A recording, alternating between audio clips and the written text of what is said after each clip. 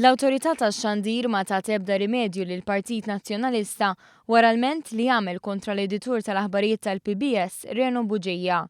Minkejja dan il-Partit Nazzjonalista xorta ħareġ stqarrija fejn qal li ngħata raġun li Buġija nstab ħati ta' żbilanċ.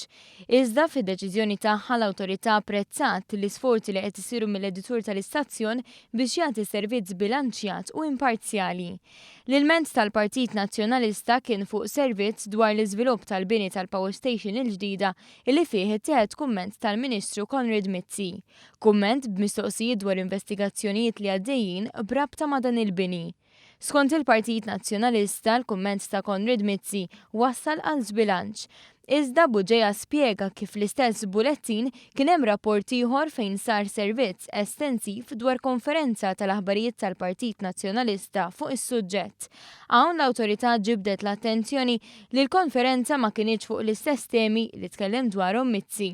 Fid-deċiżjoni tagħha l-Awtorità tax-Xandir innutat ukoll li l-ilment imressaq mill-Partit Nazzjonalista kien jinkludi kummenti u allegazzjonijiet ta' natura partiġjana li ma saret ebda referenza lihom waqt is-smigħ u wisq anqas ġie sostanzjat.